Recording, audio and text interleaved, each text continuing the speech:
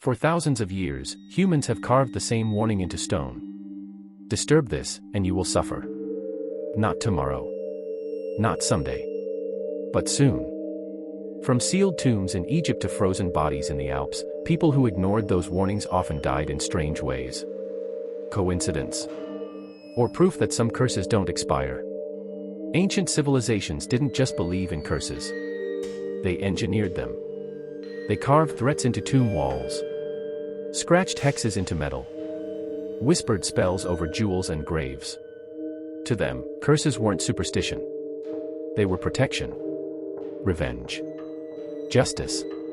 But here's the real question. If those curses were created thousands of years ago, why do modern tragedies still get blamed on them? Let's walk through the most infamous cases and see whether ancient wrath still echoes today. The most famous of all, the so-called Curse of the Pharaohs. In 1922, archaeologist Howard Carter opened the tomb of Tutankhamun, a boy king buried for over 3,000 years. The world was obsessed. But months later, Carter's financial backer, Lord Carnarvon, died from an infected mosquito bite. Newspapers exploded with headlines. The mummy's curse strikes. Over the following years, several people connected to the excavation died. Suddenly, ancient hieroglyphs warning of death didn't feel symbolic. They felt active. The challenge was clear. Had modern science awakened something it couldn't control? Then came another frozen warning. In 1991, hikers in the Alps discovered a body trapped in ice. He was 5,300 years old. They called him Otzi the Iceman. He had been murdered, shot in the back with an arrow. But after his discovery, at least 7 people connected to the find died in strange or sudden ways. One researcher died in a car crash. Another in an avalanche. The forensic expert who examined Otzi collapsed from a heart attack shortly after giving a documentary interview. People started whispering again. Was it coincidence? Or had they disturbed a man who died violently and carried that violence forward? Then there's the infamous Hope Diamond. A rare blue gem, mined centuries ago in India. Legends say it was stolen from a temple idol. Its owners. Many met tragic fates. King Louis XIV purchased it, and decades later, France plunged into revolution. American heiress Evelyn Walsh McLean owned it in the 1900s. Her son died in a car accident. Her husband lost his sanity. Today, the diamond sits quietly in the Smithsonian. Untouched. Unbothered. But visitors still say it feels heavy. Even ancient Rome wasn't innocent. Across Europe, archaeologists have uncovered thousands of curse tablets, thin sheets of lead called depictions. On them, people scratched messages like, bind their tongues, break their bones, make them rot.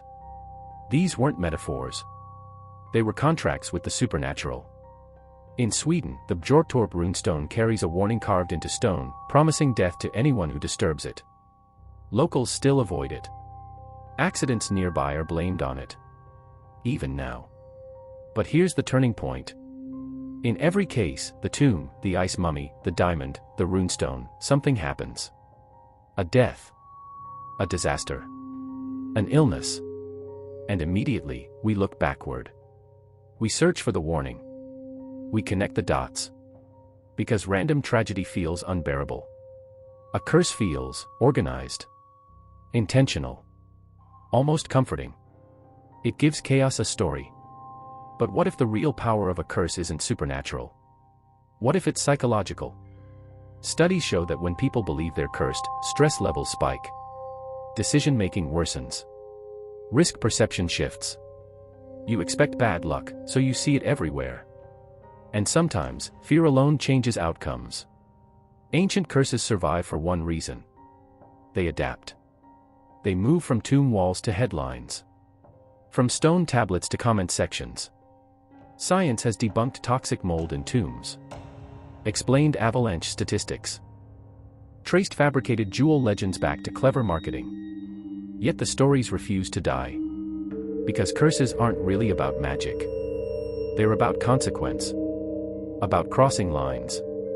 Breaking rules. Disturbing what should stay buried. And deep down, humans have always believed that some boundaries demand respect. So here's a challenge. For 1 week, live by ancient curse lore.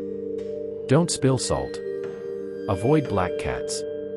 Stay away from mirrors at night. Never take souvenirs from historical sites. Would anything happen? Or would your mind create the danger for you? Do you think ancient curses still haunt the modern world? Or are they just stories we tell to make sense?